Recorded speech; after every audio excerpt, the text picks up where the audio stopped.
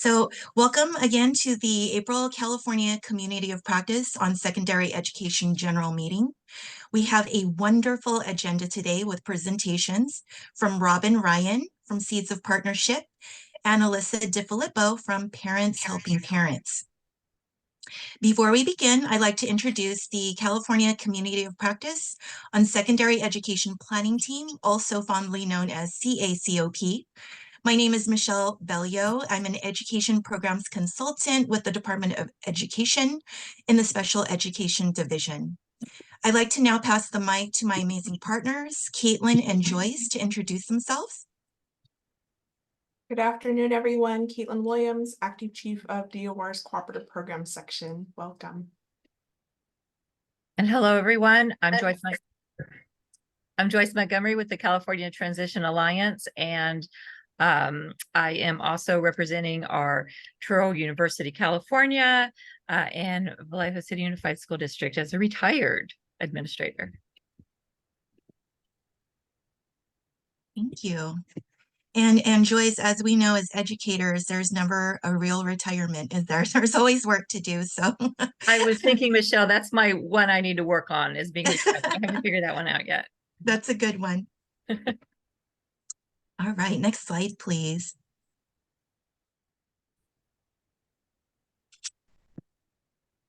Thank you. All right, so here's a very quick overview of today's agenda. We will be going over the 23-24 calendar. As stated, our presentation and topic today will be family engagement. Each of our presentations will follow with an open discussion. We will follow that up with partner updates, and then we will close our meeting today.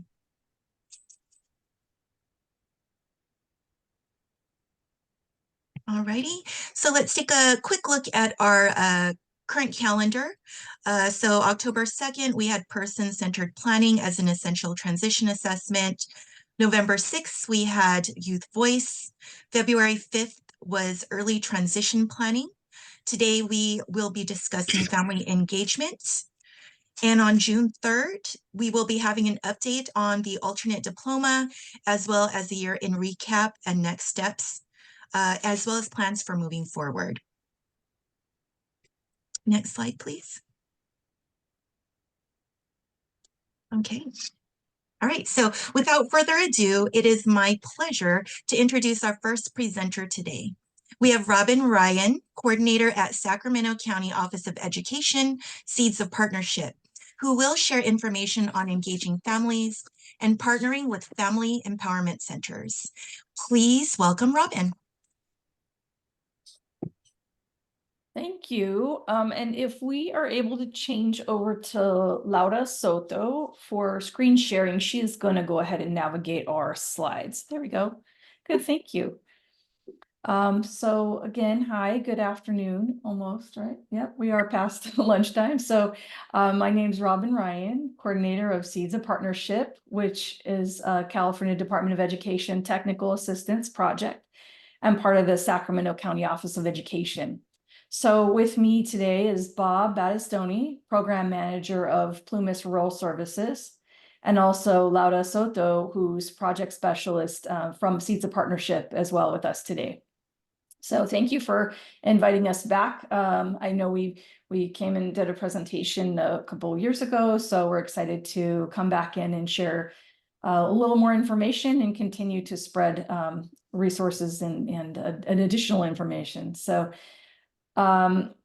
we're going to share today a little bit about SEEDS and Family Empowerment Centers and specific focus on secondary transition. So following our presentation today, as stated, I know Alyssa DiFilippo is here and will present about resources and supports and highlights, highlighting the Parent Helping Parents, which is another fellow parent organization. So we did collaborate on our presentations today so that we're able to cover a broad range of resources and information that highlight the wonderful support parent organizations are offering.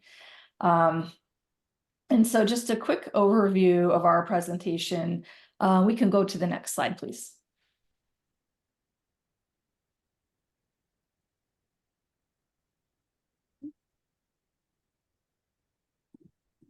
I'm coming, sorry. It's something that's happening that is not letting me do it, so. Oh, there we go. Oh, There we did I go. hit too Okay, fast? great. So just to go a little bit over our quick overview of our presentation, just a Seeds of Partnership overview and Family Empowerment Center overview, parent role in the IEP process and common parent concerns and challenges, and collaborative partnerships with the FECs to improve those outcomes. And then Bob from Plumas Rural Services will share a bit about their center and some examples of how they provide support in their region. And then we'll end by taking questions and as time permits. And then of course, if we start running out of time or we are not able to answer something here, then certainly we have our contact information at the end, which will be provided. Next slide. Okay, so as shared, we're part of the Sacramento County Office of Education, but I've been working with the technical assistance projects that are under CDE for over 20 years, which has included family engagement specifically for families of children with disabilities, and then a handful of other things. So we're just going to kind of outline some of those things Seeds of Partnership is currently working on. So again, technical assistance project funded by the California Department of Education, CDE, or Special Education Division. And we support various statewide initiatives and activities that have to do with professional development. And our areas of focus have to do with the following that's listed here, but it's special education monitoring and improvement process, family engagement in general related to families of children and youth with disabilities, infant through age 22, and support for youth leadership and self-advocacy focuses, and early learning with a focus on support tools, statewide assistance to the Family Empowerment Centers and Family Empowerment Disability Council. So SEEDS has been exclusively working with the Family Empowerment Centers in this capacity since 2018. And we collaborate side by side with CDE team that focuses in and around Family Empowerment Centers. Together, we work side by side. So, and we are also part of the statewide system of support. This here is an image of our homepage, and that's how you can navigate most of our resources on the navigation bar at the top, or we have a lot of those key resources listed down the right-hand side that highlight some of our areas. Next slide. So specific to secondary transition, we have a variety of resources that are found on our website. Under the family engagement section, there's a category for secondary transition, and it looks like this with a bunch of boxes, but secondary transition is listed. And under that, you'll find websites, articles, and some action tools. Another activity that we do, or role that we have, is assistance to the California Department of Education with their compliance monitoring related to the parent input. And so what we do there is we review feedback that's coming in from parents that are participating in parent surveys. And many of the families are families who have children that fall in the transition age. And so we can take a look at what it is that they're saying across our state and identify some of those challenge areas, and then potentially look at the resources that might be of assistance to the LEAs or the families, or then through the family centers. And then our third bullet there is the support and promotion of the Family Empowerment Centers in their work. And I'll speak a bit more about the centers in the next slide, but they assist families with children with disabilities age 3 to 22, which include that secondary transition timeframe. So this is a little graphic showing all the variety of logos coming in from those parent centers. So it's exciting. Next slide. Okay, so you may have heard about the Family Empowerment Centers already, those on this call, or some of you have longstanding relationships with them. And I also see some Family Empowerment Centers on this call. Hey, Susan. And so it's just important, though, for us to go ahead and provide a general description of the centers to ground us in the common understanding of their role and support through the FEC funding that they receive. So the Family Empowerment Centers were established through the Senate Bill 511 and enacted as California Ed Code 56400, 56414. And that was back in 2001. And there was an expansion that occurred in 2021, which then allowed for additional centers to be established. So they are codified in statute and they have their own state budget line item. And it's important to note that they receive grants. They're not contracts from CDE, and they're part of the IDEA Part B federal funds.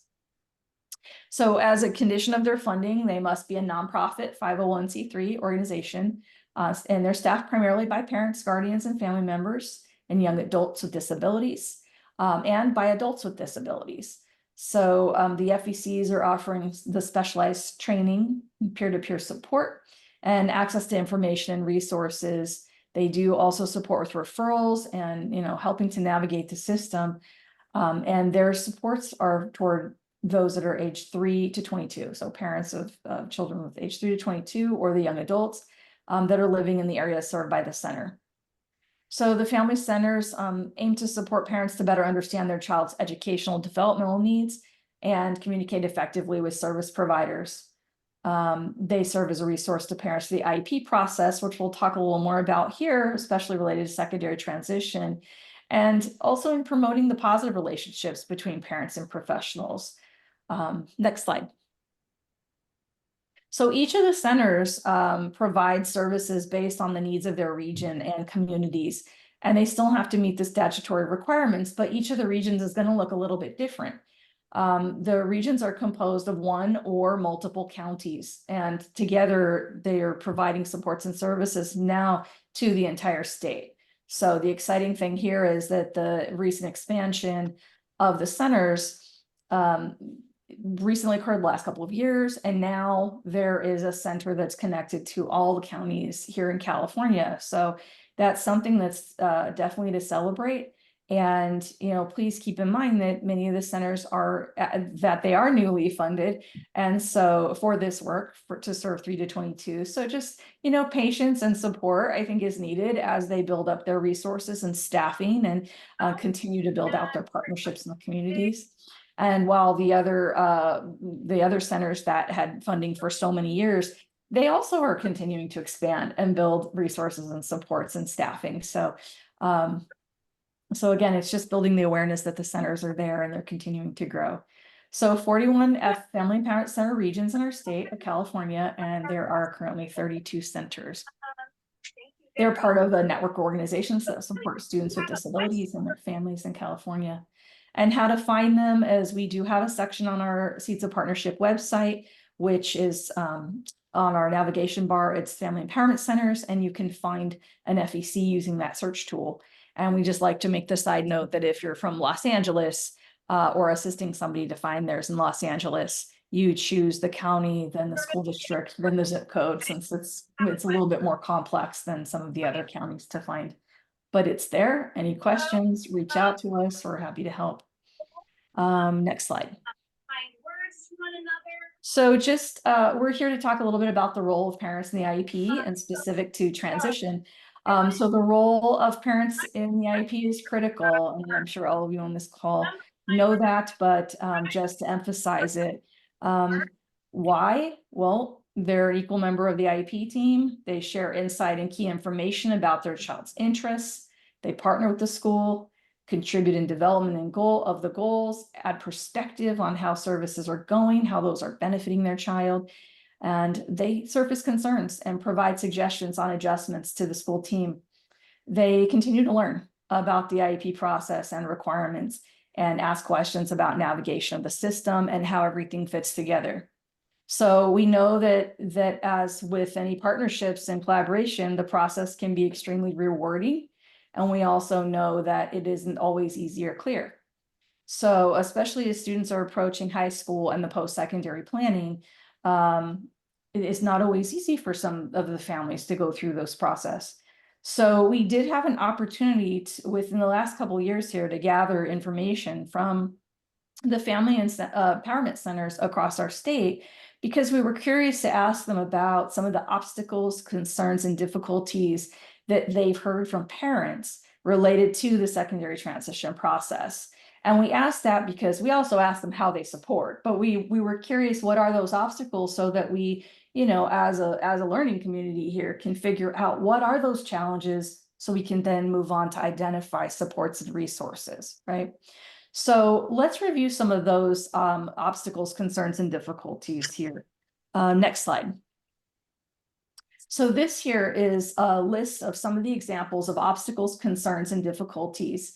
I'm going to read a few of them, and just out to you now, and feel free if you're able to read some on your own, definitely, but I'm gonna shout out a few of them, especially if we've got folks online who aren't able to see the print here. So this is coming in from, again, a statewide inquiry of the family centers of some of the comments and areas of assistance that families were calling them needed. And so we've kind of combined all of that into these bullet points here. So by no means is this everybody, an exhaustive list. This is just some highlighted areas. So families have shared that there's limited information, preparation, access, referrals to support systems that assist students with post-graduation. There's limited information available to them, or they weren't given anything, or what they were seemed a little confusing. Time for preparation and the preparation in developing the ITP in general. Collaboration and coordination and participation among adult service agencies that are out in the community. Sometimes is not happening at all or is limited. Access to subject matter experts on vocational skills. So when you're getting together to write different goals and different considerations, if you don't know what to even suggest, how can you partner in crafting goals and support services? And then lack of community access and limited experience. So that is describing some students who maybe haven't had the opportunity to go out and around in their community for various reasons, or the experience in the community. So it's a little hard to come up and again participate on the team when maybe you are not fully aware of what that would look like for your student in the community, or yourself if you're a young adult going through this. So just a few there. There's a few more there on the list. But what I'd like to do is ask you to take a few minutes here, continue reading those on the slide. And I invite you to just take a couple of minutes, grab one or two of those from the list, and ask yourself on your own, or jot down on paper, just a couple of questions. Given these, and again, I know there's more out there, and there's a lot of positive things. We're just looking at the areas of concern and difficulty that we can then improve on, right? How does your program address the item now? So if you picked one item or two items, how does your program address that item now? And two would be, how could your program address it better? So think about those two things real quick. How does your program address an item now?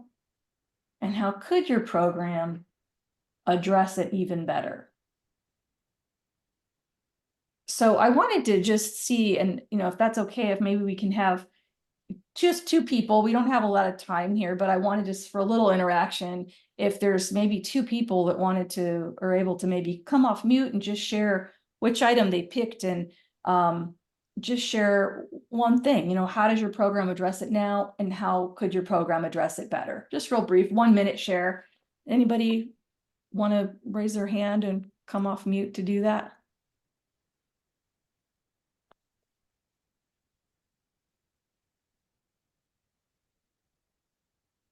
I see Thompson Policy Institute. I see that hand. Sorry, I didn't change my name today. Okay. My name is Linda O'Neill. I'm from the Thompson Policy Institute. And one of the things that we have been working on in our local partnership agreement is the whole issue around cultural and language access. And we have spent a lot of time trying to figure out how to pay for language interpreters and translators. So trying to get materials available in all the different languages we have, and we have 4 that people request pretty often. And it's a lot harder than people might think if you don't have a lot of money to pay for all those things. One of the webinars we did last month, it was an hour and a half long. We had 4 different interpreters, and it cost us $800. So if you try to do a lot of webinars and you want to make sure you have interpreters for those, you really have to look at trying to have different organizations pitch into the whole pot for how you're going to pay for things. So that's one thing we've been working on. Good. Thank you for coming off mute and sharing.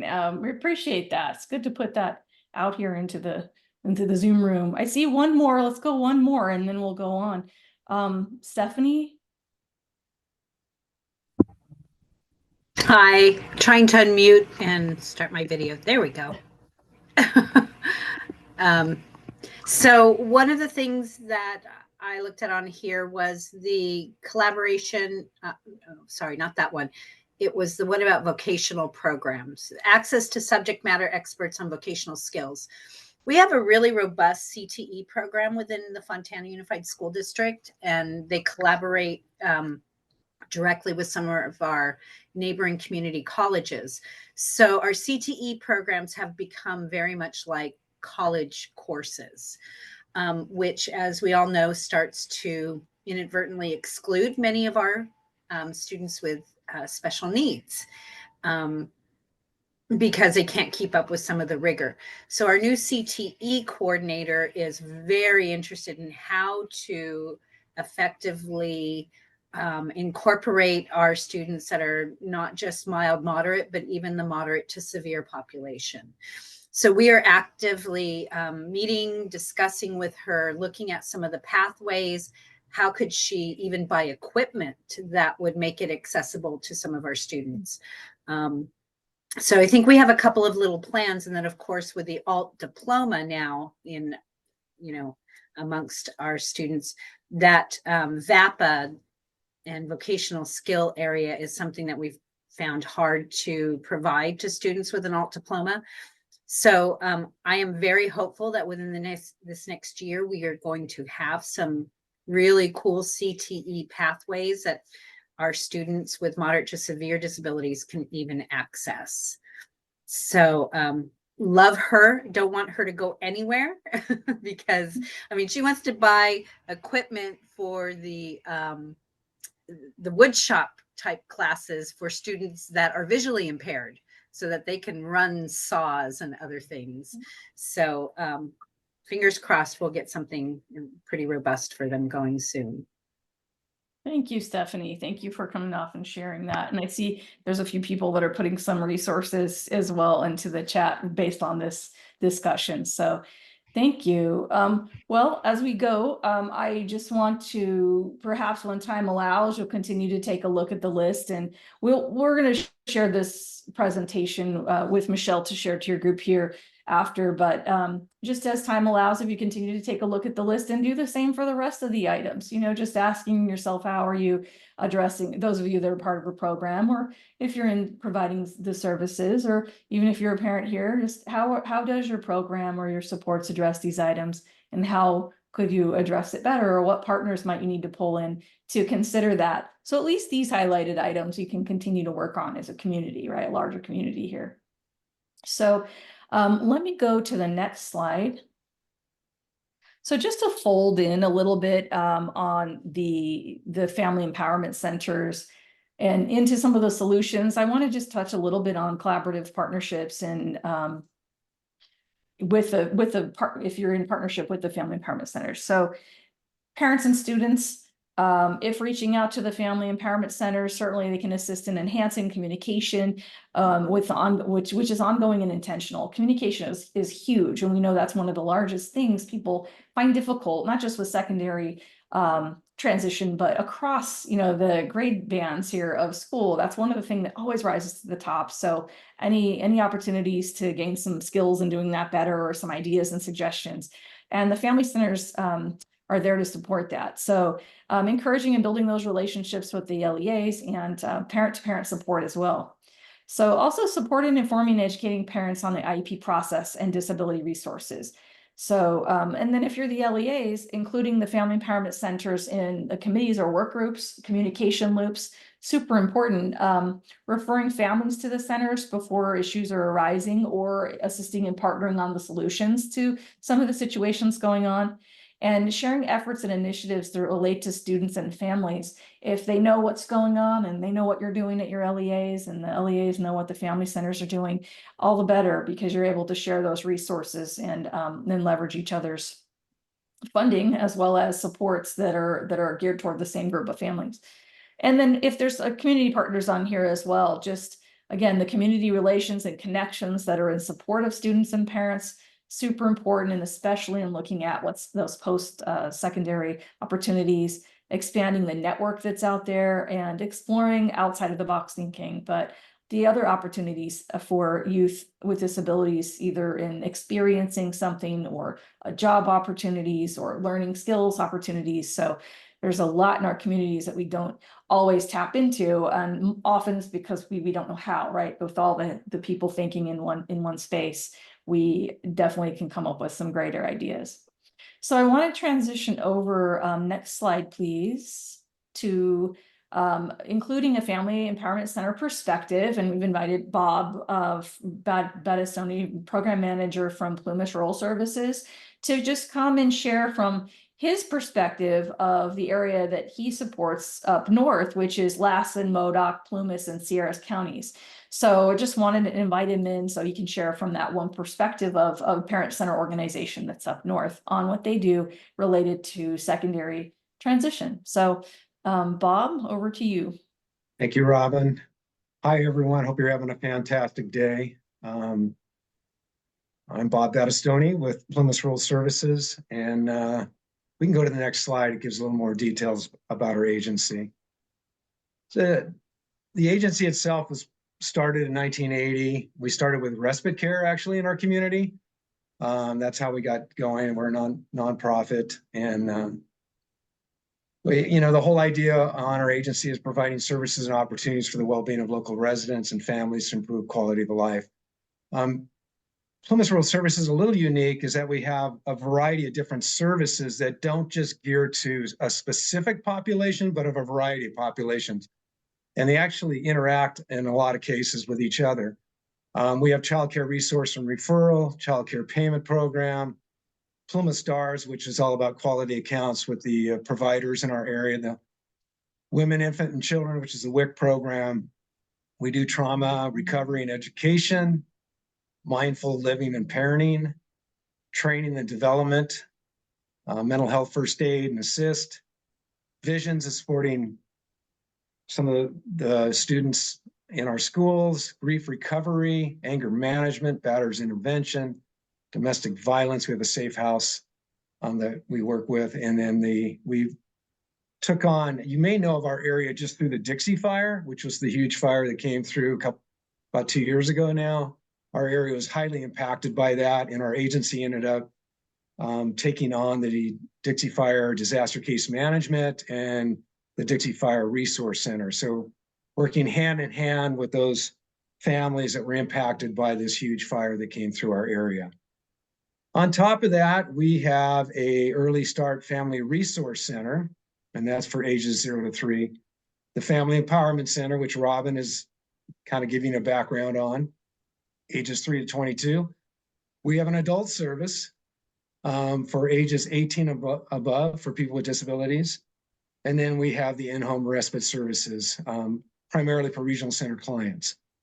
The beauty of this is basically we can literally work with populations, especially working with intellectual and developmental disabilities from infancy on to the span of their lives. So it's kind of a unique situation for us. We get to see a lot of different things.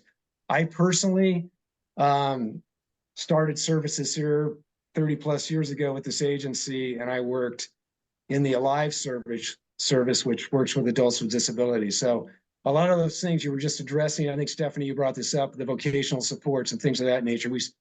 That's kind of what we do in that service. That service has an independent living skills, one-on-one service, vocational support services and placements, and many different things that we do in there. And we also have a integrated community day service. Next slide, please. So we're all here discussing the secondary training transition support, and really we look at this as early as we can start the process of getting a student and the families starting in the process of transition. That's the best case scenario. We look at supports that are tailored to the individual goals and aspirations of the student and the family. We have a unique awareness of our rural communities. And when we talk about rural communities, we might have a population of 2,000 people that go to a small town, and then 20 miles or 30 miles farther on, there's another small community with the same case scenario. So we're spread out, we're in snow country, very rural. And part of our strategy is to gain trust in those communities. And that takes time and a lot of effort from our teams to be able to go in and support those families and those communities. We have partnerships and agreements with organizations, school districts, healthcare to support adults and education in the education system. One of the things that we do, and some of that is just the awareness of what's out there in the community, and being able to understand how to plug that in. And if maybe one community doesn't have certain resources, we look at extended communities to support in those areas.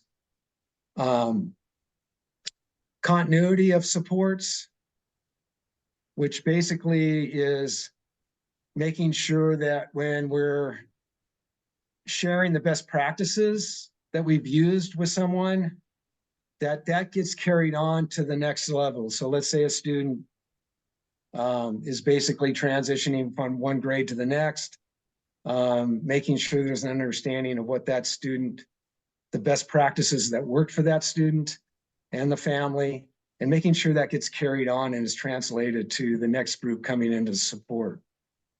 So there's consistency across the board. And that's all the way through as they transition out of school into the adult world and into the adult arena. So making sure there is some kind of soft handoff there. The perspective, we include the perspective of lived experiences from adults with disabilities in our community. Because we've had a service with adults, working with them, we're able to work on bringing adults in to maybe share information with parents about what it's like to live in the community, work in the community, be a part of the community. And it's a different perspective when it comes from adults with disabilities. Just the idea that the parent has a chance to see that and see somebody that's been in the community, integrated in the community, inclusionary practices, and being able to be a part of the things that are happening in that community. It's kind of a unique thing, and it's pretty neat to see that happening from the perspective of adult sharing. And that's done through some of our parent support groups, and just any way we can provide that service to let them have a chance to talk to that person and ask questions. Okay, next slide, please. So we, look at the person-centered approach. I mean, I think it's important that the individual student that we're supporting is, there's an understanding of that person. There's an understanding of the choices and how to make choices, the possible outcome of choices, fostering the student to have a voice that is heard and to advocate for himself or herself is a valuable skill. Preparing the student ahead of time through resources and parent support for the transitional IEP process and the meetings that are coming up, so they have an opportunity to share in any way they can. Again, this is very individualized to the student, and to be a part of sharing their plans and their aspirations in life, and to be able to build on those skills, supporting the parents to understand that too, so they can help their student or son or daughter build on those skills. Self-advocacy, we fostered the student to participate, as I said earlier, to have a voice. And that starts at an early age. It's important that the student has an opportunity to share what they're thinking, or maybe what they're feeling, or what they like or dislike. We also work on life skills. We look at trying to have that fostered early and talk to the parent about that promoting parents, caregivers, and trusted friends and educational teams to teach life skills early and often and throughout the growth of the child. is a big plus. Examples of just picking up toys, making a bed, learning safety skills, social skills, creating a shopping list, teaching time management, money management, self-care, and hygiene skills. And again, this is individualized to the person that we're working with, the student we're working with, and supporting that and help giving resources to help teaching those life skills. We look at learning styles, and hopefully we're identifying those learning styles. How does that person learn the best? And being able to help them with some of those skills that we just talked about as they move forward in life. Being able to understand and really understand the challenges of the dreams and goals that maybe a person has and the opportunities for growth for that student. And again, sharing this information and passing this information on to the next support team is highly, highly encouraged at all phases of the growth of a person.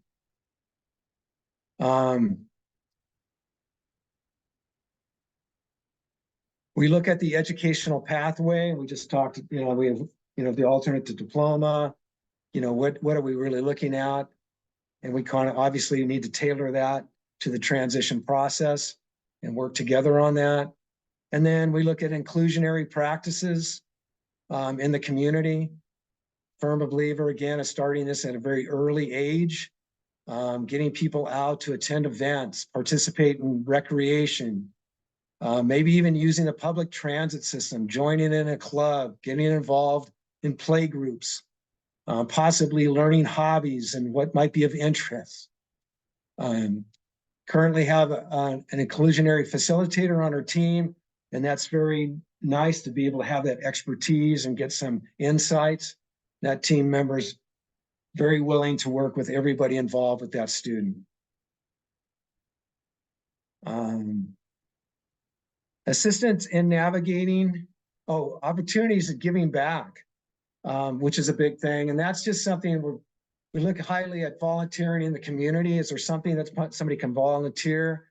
There's a lot of, when you're volunteering, we found out that there's a lot of skills that are being learned. There's interactions in the community, just a positive experience overall, especially if there's a proper match with the student and or the place where they might be volunteering. And the education that goes on between community member, the community member volunteers at that place that of where the volunteer is taking place. This leads to new experiences, teaching skills, making friends, as well as identifying possible areas for job interests and placements for the future. Assistance in navigating related programs and organizations, having an understanding of what is available for the community resources for the student and family to choose and use is important to identify. Resources such as Workability, Department of Rehabilitation, the college, disabled students programs, obviously the DSPS, vendor services such as supported employment, paid internships, programs, integrated community employment, socialization, integrated services, and independent living skills should be identified in the transition process for that student to choose from. And having the understanding if a student is with the regional center system is using self-determination or traditional service is helpful in determining future services and what they might look like as a student moves through transition. Next slide, please. These are just a few minor stories that we had. And, I asked some of our team members to share in this. These are just some possible scenarios that were success stories. So a student with a 504 plan through the transition team connected with the Department of Rehabilitation and has had their vocational skill supplies and licenses were completed and paid for. He is now employed full-time and just purchased a new truck. Second story, a student with an IEP graduated high school with a service dog and was successful in finding employment through community connections she had made while being in the Workability program. She is now living independently in her own apartment with a full-time job. And then a student that is nonverbal and medically fragile, recently graduated high school, and his family expressed a desire for him to be included in community activities with his peers. So collaborating with both the local school district and adult services, that transition team worked together to provide supports. Making friends and engaging with the community brings him joy. He appears to be flourishing when he participates in these activities. And he has a special joy for the socialization and riding the bus. So those are just a few of the things that we incorporated. Obviously, again, everything's based on individuality, what's going on with the family, the supports we give to the family and the resources we give, and supporting the student along the way. Early is the best practice. The earlier, the better. Start it sooner, start introducing things for those parents and their children. And that's a process because a parent has to go through that process of understanding there is a lot of things available. It's just finding those things and finding those arenas to use those in. That's it for me. Thank you. I didn't know if there was any questions or we're taking those later, Robin. Yeah, we will be able to right after this little slide here, and depending on the time. So thank you, Bob, and sharing all those great examples. I see some comments in the chat of inspiring. They love the stories and it's inspiring. So I can't agree more. But great examples of community organization and how the center works with the parent and the student and local partners to reach their goals.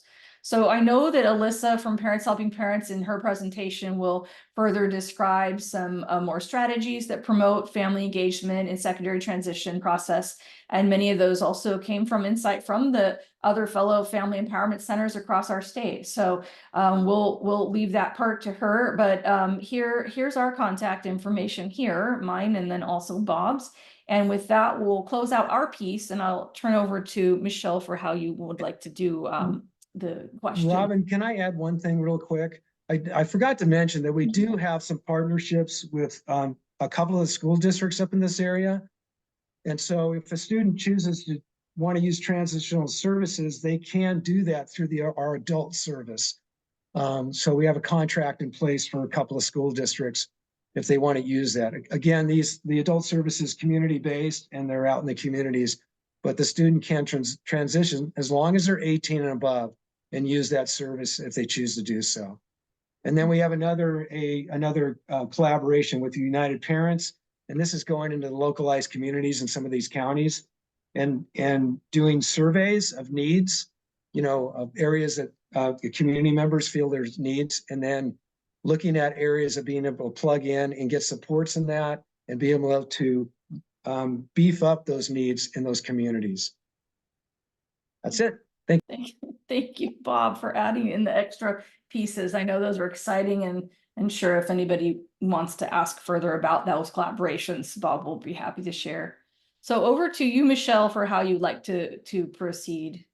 Absolutely. Thank you so much for having us.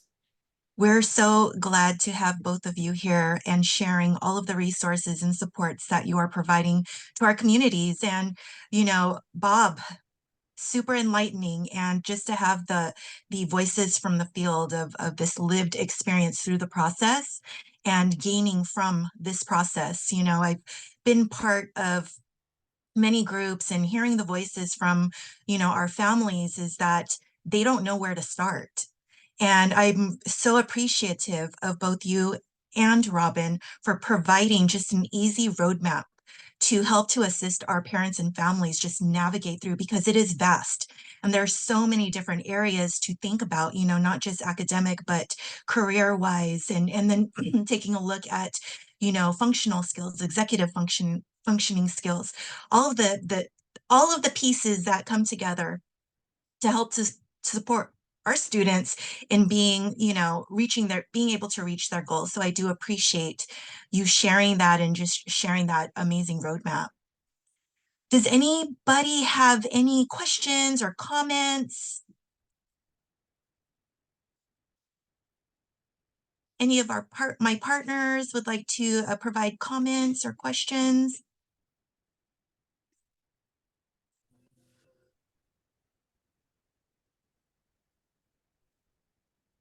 All right, seeing that there is none, we will go ahead and move on to Alyssa DiFilippo. Alyssa is the project manager of Parents Helping Parents, and she's here to share the work of Parents Helping Parents and the support they provide, including Connections of California. Please help us welcome Alyssa. Thank you so much, Michelle. I'm just getting set up here.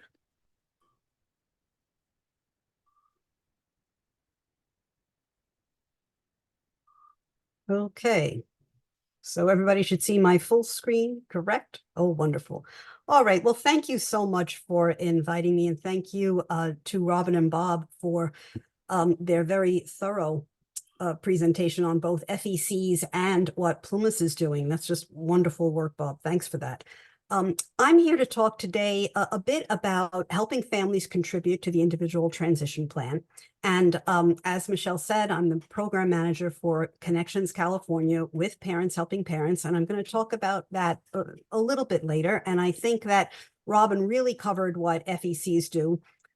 Parents Helping Parents is an FEC. They're also a Department of Developmental Services, FRC, serving families with kiddos 0 to 3, and also a Parent Training Information Center funded federally, serving families from 0 to 26. And with other programs we serve beyond. So just a few takeaways for today. We're going to look briefly at how to support parents' youth transition to adult planning. It's essential that you have an understanding of a parent's perspective and feelings around that massive undertaking that is transition to adulthood. So planning for secondary transition, it involves several other agencies, as you know, and several other players. It can make parents pull their hair out. It's so frustrating and exciting all at the same time. So as a parent, you face many challenges. And so after we establish an overview of what it feels like to walk in a parent's shoes, then we can apply some tips as to how to engage and support parents in that secondary transition, building positive relationships and opportunities, and also discussing the importance of mutual respect and trust between IEP team members, including the parent and, of course, the learner as well. So parents may just approach everything to do with their child's disability, especially when considering their young adult's life after school, with fear. When you switch those systems of support, you've just gotten used to one system of support when they're in early start, and suddenly they're going into the school age, and then from school age, then they're going to life. And during that life, it could be lots of different investigations of different agencies, depending on an individual circumstance. You could be looking at public benefits like SSI or in-home supportive services, legal aspects like conservatorship, or gaining more traction these last few years, 5 or so years, the supported decision-making.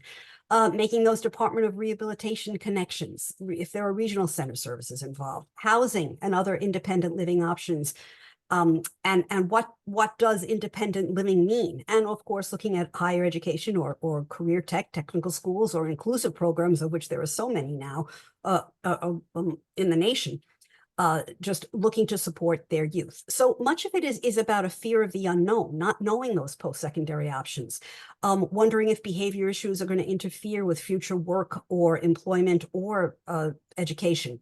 Scared that their young adult is going to be isolated, lonely, and lack social connections. You know, is my young adult going to be happy? And then the big one, what's going to happen after I'm gone? So this can cause a roller coaster ride of emotions. I'm not going to read all these on the screen, but I will be sending these slides to Michelle so she can send them out to everyone if you'd like.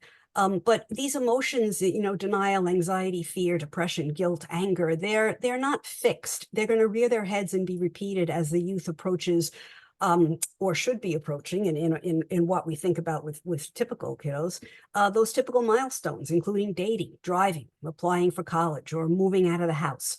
So parenting a young adult with a disability is an emotional roller coaster ride. It's a scary, exhilarating, unexpected, never boring.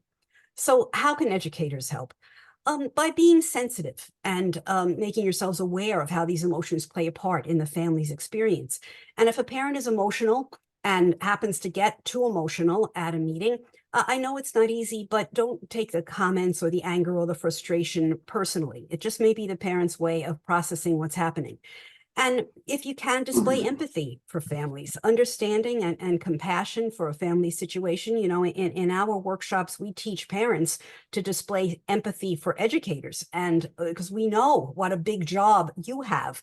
So if everybody could just empathize with everyone in the world, it would be a lot nicer place, a lot gentler place to live, right? So we want to educate yourself about the family's situation, their individual situation. It's not a one size fits all. And ask questions about what they know about the steps and facets of transition planning. And, you know, as Bob was saying, that catchphrase, early and often. Do it as early as you possibly can. At PHP, we created a training, not the title. I know the title's been around forever, but a Cradle to Career. Right. And we it's specifically for that 0 to 3, 0 to 5 age group to just kind of tiptoe into understanding how to build a strong self-advocate, what you can do when you're a little baby, when your 2-year-old is really young. We firmly believe that college and career skills can be taught in elementary school. So being able to investigate with the families, you know, what they know and how much they know, and whenever meet them wherever they are. But it is important to question that, ask them where they are, and then of course refer to your local FEC or PTI, because we can certainly help with that emotional planning. So I think I'm preaching to the choir. You know what family engagement is, or parent engagement. It's when families and school personnel collaborate and support to improve the learning of and development of children. Requires thoughtful planning and effort. And, you know, we like to think of it as those 4 C's, the collaboration. How do we include parents in the decision-making? Ask for their help and advice about how to ensure the youth is successful. Ask them to identify other potential supports for their youth outside of school, whether it be family, friends, counselors, a church group, whatever it might be. Brainstorm together. Do not dictate in a silo. And there could be a parent questionnaire as part of the transition assessment process, because we want to encourage parents to input right at the beginning of a transition meeting, or even before that first transition meeting. Let's say at least by 12 years old.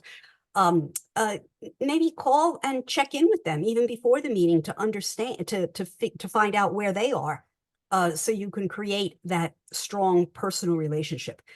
You know, and making communication more than just one way. Inviting input about the youth's strengths and post-secondary interests from the parent. Ask about the family's expectations and desires, what's worked and what hasn't worked in the past, and why. Listen to their concerns and make sure that the transition plan reflects the preferences of the learner and the family. And everybody on the team really needs to respect and listen to each other. Even if you might not always agree, you definitely want to be able to respect and listen. And if we could all try and eliminate or at least explain the professional jargon that we use all the time, and those acronyms that just flow so freely off our tongues that folks don't understand. I mean, myself, DOR, Department of Rehab, before I really knew what that was, I thought it was something where people went for physical therapy, for PT. So you need to explain these things to folks, or else they're not really going to know. We want to educate them as to the sources outside of school, like DOR, like in-home supportive services, like SSI, like the independent living centers, things that will potentially help their young adult, no matter what the disability. You know, of course, regional center clients have some different and maybe more supports than those who are not regional center clients, but there are things out there for the non-regional center clients as well. We want to cooperate between educators and family members as much as we can, you know, reciprocal in that we schedule meetings at mutually available times and provide transition planning information in their chosen language, if at all possible. And, you know, we heard someone from the Thompson Institute, I forget, Linda, yes, was talking about being able to have live interpretation, and we run across that ourselves. We do everything that at Connections California in English. We interpret, have live Spanish interpretation, but we're also increasing our monolingual Spanish events as well. But it's not easy and it's expensive. So we understand that, but we also understand how crucial it is for folks to get information in their chosen language. Which takes us right into the cultural awareness and cultural awareness, not only for different cultures, but in general, meeting the parent where they are, involving them in whatever they can do, and respecting families' choices regarding to the level of participation, but also finding out what the student is like at home or in the community with friends and family, because that helps shape your vision, the knowledge of the whole learner, which is something Bob was also talking about. And what are the family's cultural norms, and how might that affect a student's future? So let's, fingers crossed, listen to what Paula Kohler of the Western Michigan University's Career Connection Research Center had to say about parent involvement.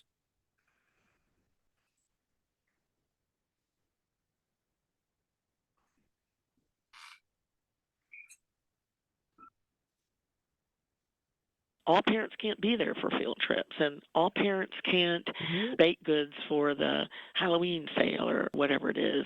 But there are some roles supporting students in community-based enterprises or community-based experiences, or importantly, reinforcing educational IEP goals at home. We need to recognize that families have really important roles. Families will implement those roles differently. We limit them based on our perceptions of what they should be doing, and that's something we should really try to avoid. The idea is that parents have so much information that's going to be useful to planning real relevant and meaningful educational program. If we leave that out, we're making a huge mistake because we only have a part of a picture. So if we're not including parents in that process of looking at post-secondary goals or looking at opportunities for students in the communities, either in recreational opportunities or any of those things that build student competence outside of school, again, we're missing opportunities to further our children's development. So Dr. Paula just said it. So if we're not including parents in that process of looking at the secondary goals or looking at opportunities for students in communities, either in recreational opportunities or any of those things that build confidence outside of school, again, we're missing opportunities to further our children's development. So it's with these activities and experiences, that's where the parents' opportunity to really contribute in a meaningful way comes. Parents can also bring a lot to a transition assessment. I spoke maybe about having a questionnaire for a parent as part of the transition assessments that you might give. Because we all know that assessment data gives us what we need to write those individual overarching post-secondary goals in training or education, employment, and independent living skills. And that those, upon completion of school, I will, those three overarching goals, hopefully can be authentic, relevant, personal, less boilerplate, the better.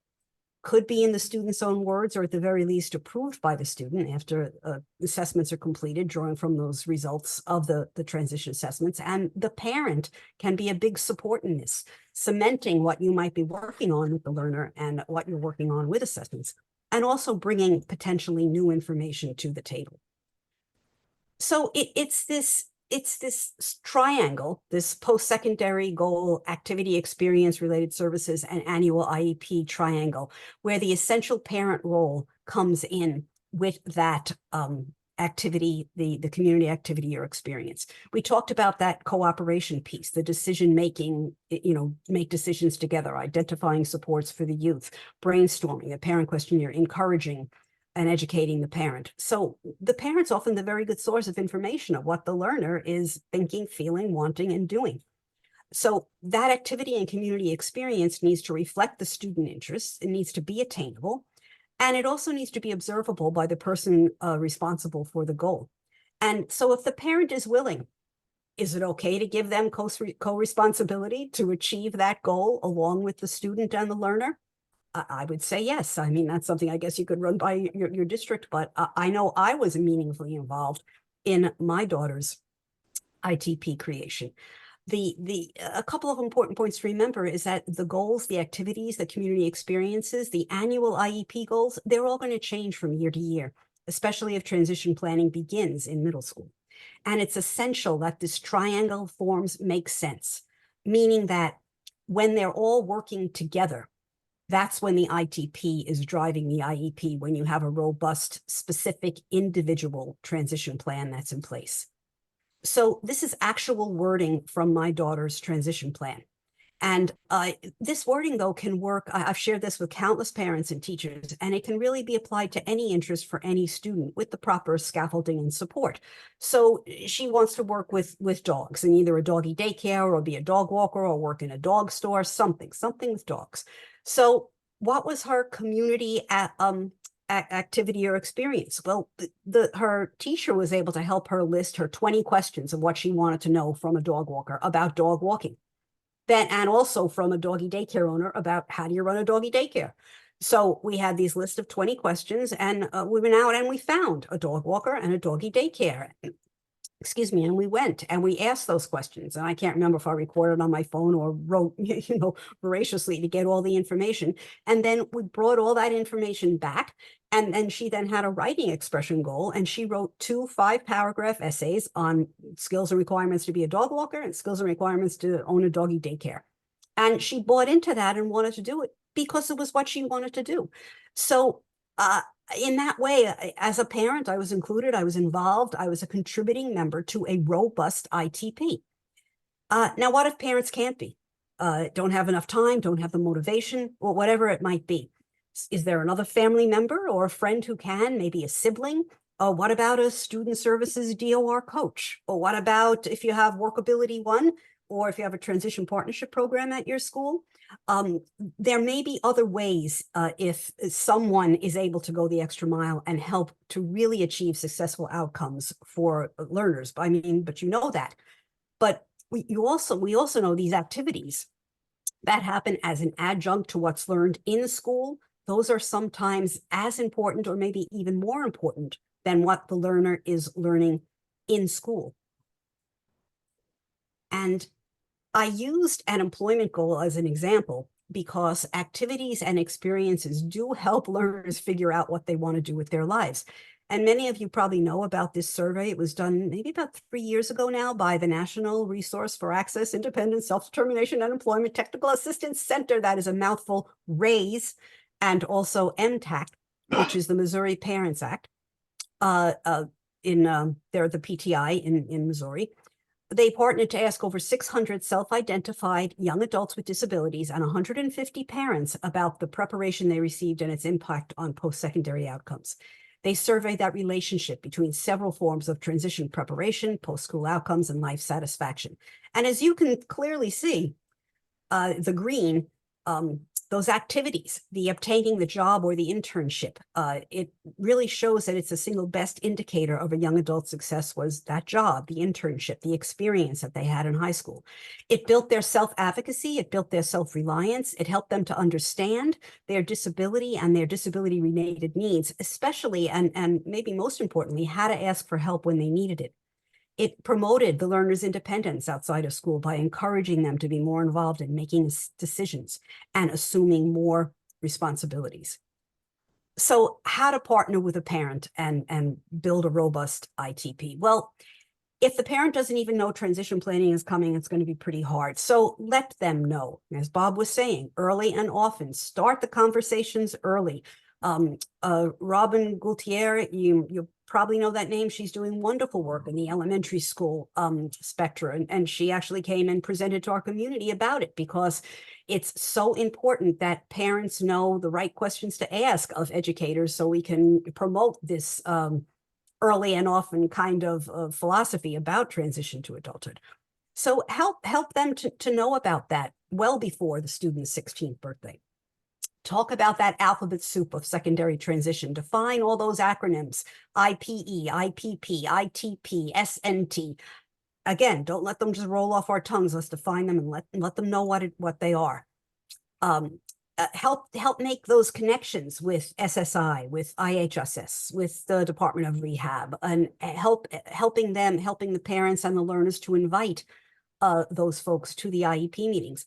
Talk about accommodations versus modifications, certificate versus diploma, and what's your district doing with the alternative diploma?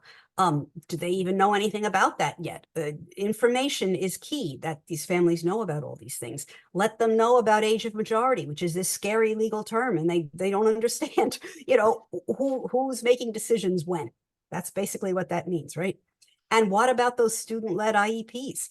I'm sure I'm preaching to the choir about this, but how to convince the primary adults and caregivers in the learner's life. I mean, I know I was one of those parents who did not want my daughter to hear what we were saying about her at the IEP meeting.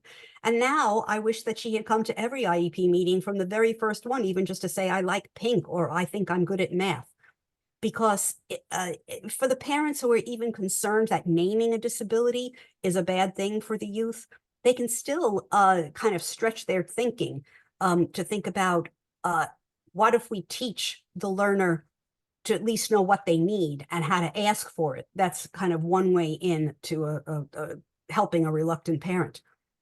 So my daughter started going to her IEPs when she was 16, and she'd write down her own version of her transition goals. And she'd also ask for other things. I had been asking for some counseling sessions for about 3 or 4 months beforehand, because she was having some interpersonal relationship issues at school. And she came, she asked for it, and within 2 weeks, she was set up with weekly counseling sessions. So never underestimate the voice of the person whose IEP it is, right? You'll find they enjoy being included. So I just want to share the story of my daughter. She was 19, so she'd be going to IEPs for about 3 years, I guess.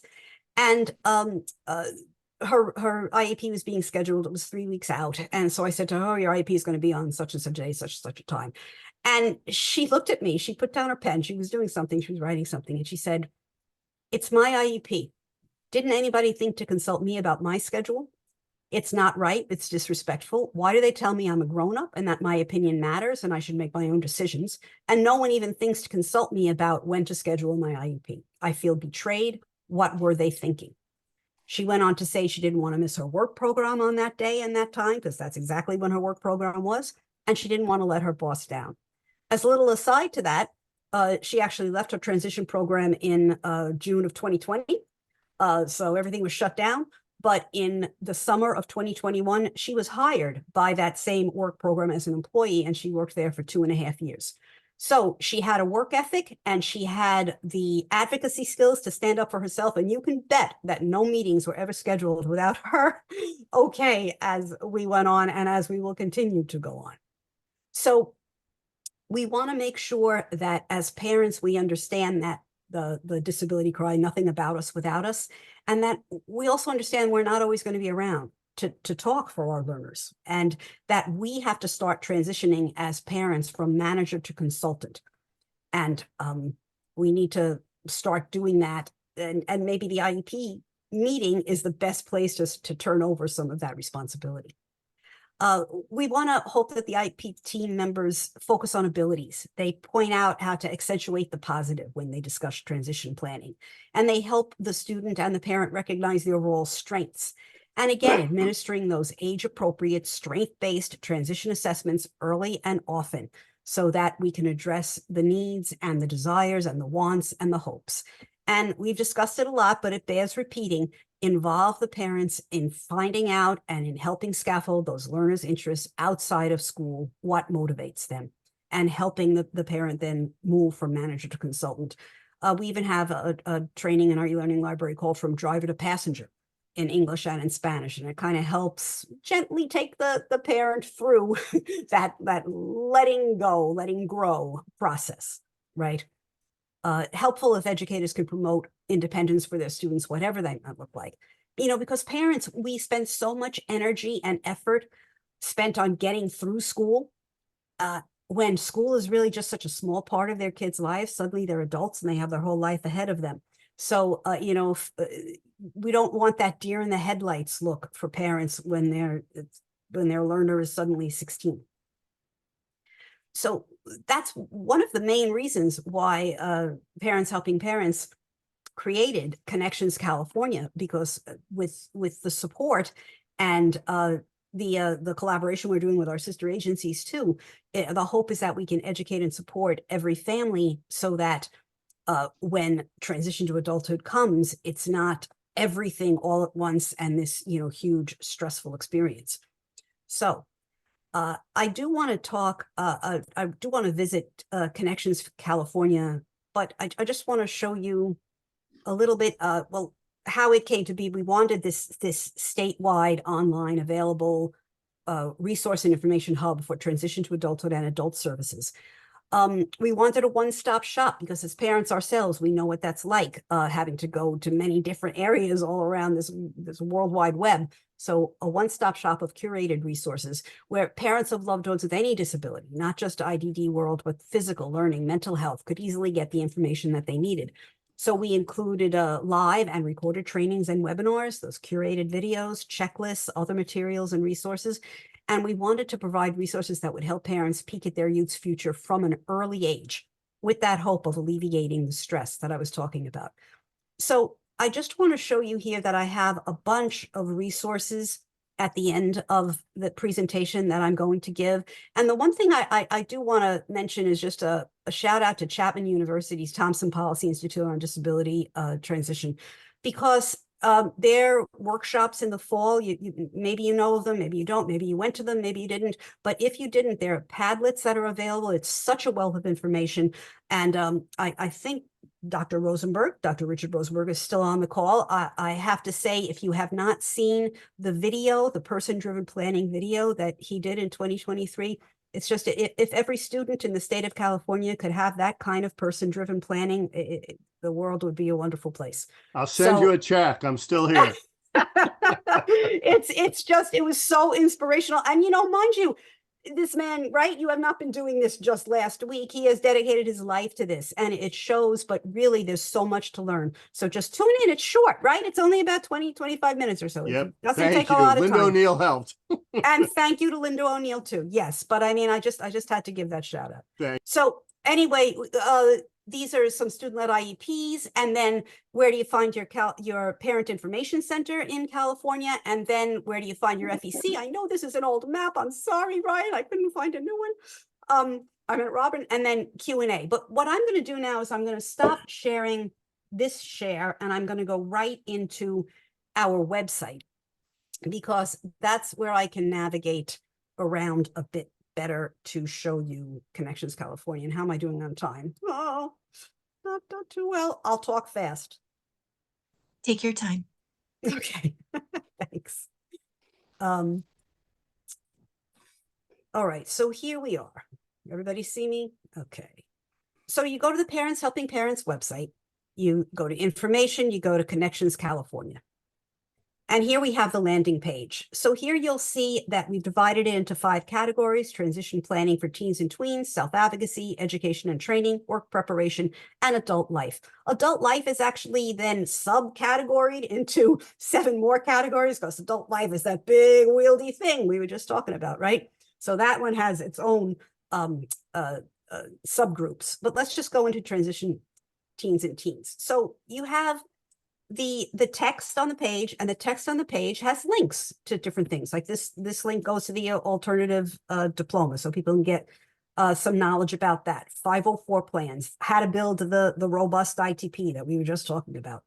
And then on the side, we have other resources, anything that might be of use, like the U.S. Department of Ed Transition Guide, the California Department of Ed Transition Planning, and of course, my favorite, California Transition Alliance, the basics. And UC Davis Mind Institute, really close second there, because they really great resources as well. So then we have our e-learning videos, and we have sectioned them into the transition planning. So here's the one on driver to passenger I had told you about. Here's the cradle to career. When there's a PHP here, it's either PHP staff or a presenter who we have invited to come and do the presentation for us. When there isn't, this is a curated resource from the outside because everybody has, like I said, so much out there, but we really tried to curate them to think of what we as parents would like and what have we as parents used. So there's our e-learning library. Then, of course, we have the upcoming Connections California events. Now, this is the whole, this is everything that is in the calendar for Parents Helping Parents. I'm going to show you our Connections California calendar in just a minute. We also have this resource directory that where we do a search. So this is all transition planning. Most of our resources are going to be around the PHP catchment area, that San Jose, Santa Clara, Monterey, Santa Cruz counties. But we are extending out because we are we want to be a statewide resource on transition to adulthood, and we keep all our information very general, and then we refer out to the FECs and PTIs in those local areas if folks really want to dig deep into the local resources that are available. So back to here, we also have support groups, but I'm not going to go to that page. You can take a look at these and investigate as you will. Now, just to show you the calendar, I think you're still with me. Okay. So I can't believe we're already in April. So April, we have different themes for different months. April happens to be financial planning, public benefits, and legal aspects month. So we have these set to go. We're into here, right? Yes, we are. Now you'll see here where we have the little pink en español and the headphones. All those English presentations have live Spanish interpretation. And then there are ones that are actually in Spanish. We've increased our monolingual Spanish presentations by about 78% since August of 2022.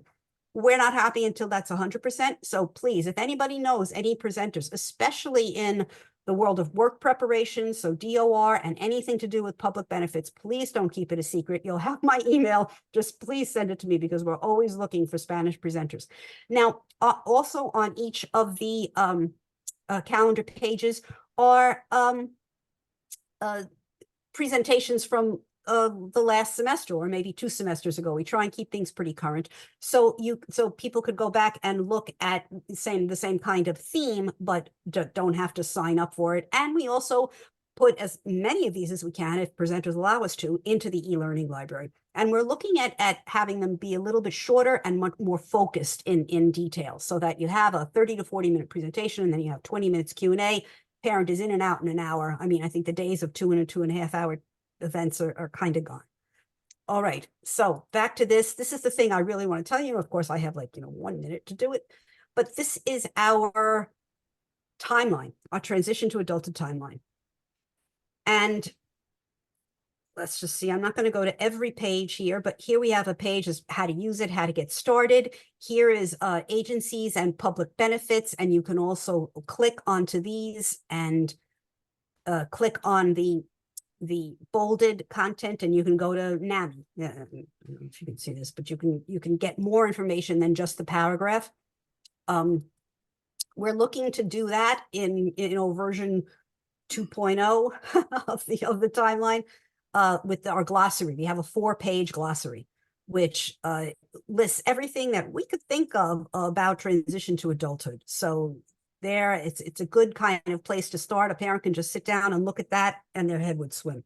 So, we're trying to keep it as accessible as possible, but it is a big, overwhelming thing. And here you see it, a big, overwhelming thing. But our hope is that parents can look at it and see the age groups on top and the categories along the side.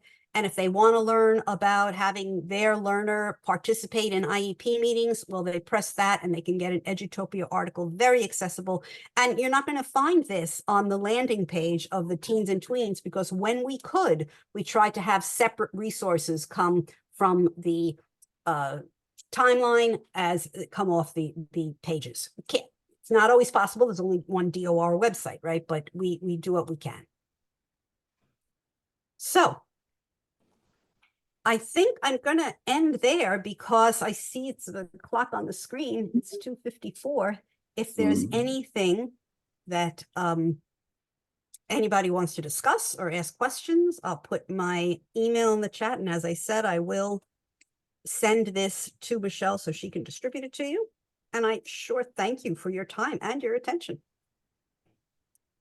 Thank you so much, Alyssa. That was great information. I think it's so amazing that, like you had stated, a one-stop shop. And, you know, things are very challenging if we don't have all of the information. And you're creating a platform so that it's easily accessible for our parents and our families. So thank you so much. I think Ed wanted to share something with regard to CTA and parent involvement. Yeah, this has been an incredible amount of good stuff today. So I will make this very quick. And if it's okay with people, I will just send something to you that you could share with other people. Because if I got started, we could be 20 minutes down it. Only Richard and I are retired old grandpas who have nothing else to do the rest of the day. You guys have to go back to work. So in respect to that, but one of the ones that we're working on, and we're talking about the parental involvement, is we're already doing some research that we hear around the state as people don't know how many kids are being served. We've talked about it in this meeting before, the numbers, how do they access it, the forensic accounting. So we have engaged in some initiatives to highlight a certain number of districts to find out what their numbers are. So we have some significant data to take forward as we talk about funding and some of the other initiatives. Because, as I heard at the last couple of meetings, I've even heard managers say, I don't know how to get this stuff in my district. Large urbans, it's not as hard. Small rurals or smaller districts, it's the shell games being played with the money. Because and the reason I bring this up is there's a huge initiative about the full funding of IDA that's coming from both California Teachers and the National Education Association. And we've been beating that drum for years. But we should be talking about the accountability and the transparency of where the money goes. So those are some of the things we're coming up with, because as we talk about transition programs, I'm seeing them around the country and around the state being eliminated because they don't have the staff to support those. And the money is being transferred. And unfortunately, as we go back to the parent involvement, a lot of the parents don't understand what could be written into the IEP to demand the services are being given, even with the advent of inclusive practices and the reduction of staff. But once it's in the legal document with the parent, then we have more options to make sure the student receives those services. And I'm hearing it from not just in California, but all around the country, a significant reduction in the availabilities of the services for students with special needs, because the expectations, the graduation expectations have risen. And the confusion with parents is, well, if they're all the general ed classes, I don't have to worry about a thing. They're going to be fine. They're going to go to Stanford. There's a real confusion as to what services the parent should be accessing. And that's why I like the discussion about 504, but I'll stop there because I'm beginning to go. But thank you for your time. And I'll send something to you if you don't mind, and then you could forward it to the group. So we don't waste it, just in honor of other people's time. Thank you so much for your input, Ed.